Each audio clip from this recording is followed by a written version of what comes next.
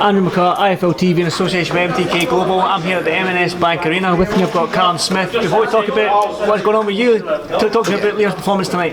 Yeah, I don't think he boxed well. It was a fight, obviously we've seen him spar a lot before. It was the fight we kind of expected. You know, both sitting in the pocket, and we always just felt Liam had that little bit more quality about him, and just coming off the exchange is a little bit better, and obviously there's a bit of marking up on Sam's face, which wasn't nice to see. I like him. He's a nice lad, and he's only young. He's had a lot of hard fights, but Lee's performance, I thought he boxed very well. It's good to see him back in Liverpool, back headlining shows, and that was a great turnout. So, do you think Liam can bring a world title fight back here to this arena? I believe he can, yeah, definitely. You know, I think he feels more than capable of getting another world title. The division he's in as well is a very good division, and that was the start. That was the start of his journey back to a world title, hopefully, and he'll push on and he'll step up next fight and just keep going, and sooner or later, as long as he keeps winning, then I'm sure Matchroom can provide him with another world title.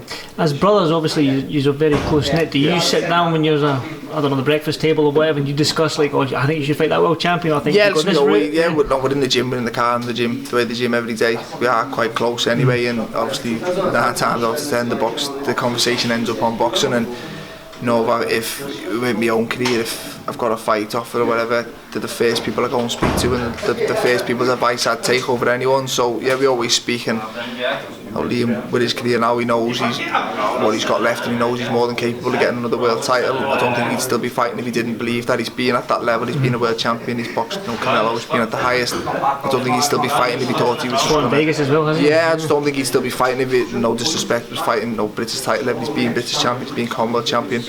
He wants to reach world level again, and that's exactly what he plans on doing.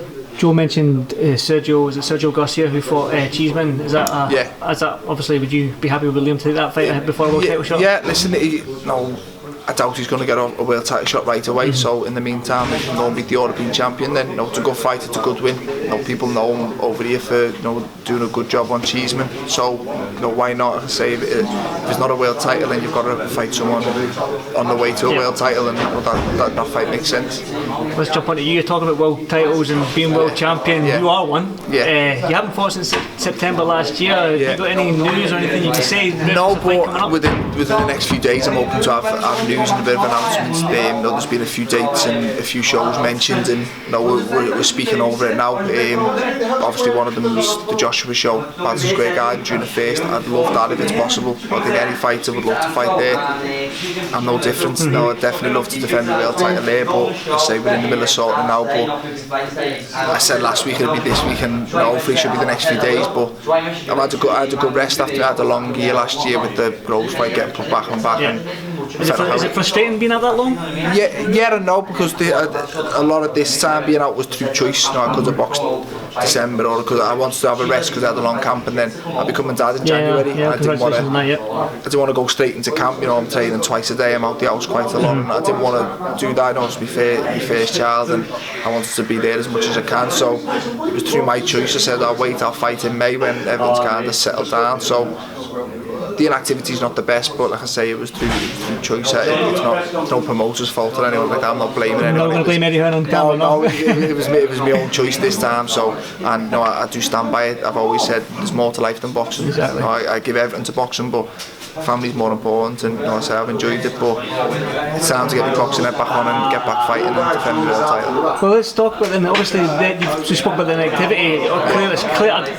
Because you've been out of the ring for so long, it's not going to be a unification fight, is it? I'm just going off a selfish point of view. So, is it going to be a top level opponent and maybe on the Joshua card? Yeah, well, I think you've got to, if it's not a unification, then it has to be someone out the top 10 within the WBA, and they've just been updated this month, and they're a good set of rankings. There's some top fighters in the top 10, so I don't think there's many easy fights for a world title. So regardless, and I've worked hard to get my title, so regardless of who it is, I've got to be switched on. I can't afford to slip up. I plan on having a big unification fight and fight against some of the bigger names. I can't afford to lose. I lose my next fight and all that's gone, so I've got to be switched on just as ever, and I plan on doing so. I bet. See you soon. Well, let's talk. I think I read somewhere, I think was it Gilberto Ramirez, you mentioned him. He's somebody who's your size. Yeah. Somebody who's 6'3", 6'4", so it's going to be somebody you're going to fight who's basically got the same sort of dimensions as you, but it's unusual for you to fight. I remember someone said a few years ago he's like a southpaw version of me. He's tall, but he can fight, throws like nice body shots, and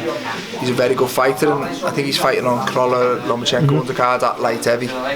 And he's going to see how he feels, and I think he said he'd come back to super middle to defend his belt if it was against me. If not, then I think he's going to stay at light heavy. So I'd love that fight, and if he said he wants to fight me and I want to fight him, then it should be pretty easy to make. You know, we'll Anfield? I'd say no, because I'd like it in September. I think it's got to be May for the Anfield at the end of the season. But again, in the future, that is something I would love to try and do. And Liverpool, you've seen tonight, Liverpool boxing's booming at the minute, and I think we deserve a show on Anfield, but fingers crossed. I've just got to make sure I'm still world champion this time next year, and we'll try again. But back on Unification, the Ramirez fight is definitely something I'd love to do, and something I will push towards doing after this fight. Before I let you go and enjoy the festivities with your brother, there's a possibility you and Liam main event in Anfield? Hopefully, yeah. Is that something I said that the plan, and at the minute he was always obviously with Frank Warren, and it wasn't quite possible. But now he's jumped ship. He's with Matchroom.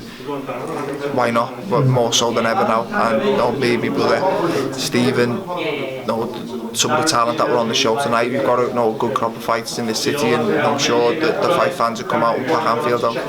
I will let you go. Crack on and enjoy the festivities. Thanks for this, Fightville TV, and I'll see you soon, Callum. Thanks very much, man. Sorry, Callum, one last question after the interview we just did. I'm going to edit this in. I want to get your thoughts on Billy Joe Saunders stepping into your super middleweight division, and exactly, just what's your thoughts on that? Yeah, he's a good fighter. I've said for a long time I rate him. His record achievements speak for themselves. He's a good slick southpaw, but he's big enough for super middle. We'll have to wait and see. A lot of the super middle champions are big, for 6'2", 6'3", and we'll have to see how he fits into that. But he's definitely a good name, another good name to, in my opinion, a top division. So, do you think there's a possibility maybe used to fighting in the future? Obviously, if he holds a world title, you'd definitely want a unification. Yeah, definitely. Listen, he looks like he's going to WBO route. I think he's fighting for the interim title's next fight. If he becomes WBO champion, then the more we keep winning, the more the fight will make sense. But I say we have to see how he fares. That's super middle. I've got to ask, because I've seen you fight loads of times, and I'm looking at you right now. You're a massive super middle. Have you got any ambitions to go up to light heavyweight? Yeah, eventually, but not anytime soon. I'm still doing the weight okay. I'm still performing at it, and there's still fights for me at super middle, and still titles that I feel I can achieve at super middle. And until that's no longer the case, then I'm going to stay where I am. Good stuff again. Thanks for this, Fightville TV. Cheers, Callum.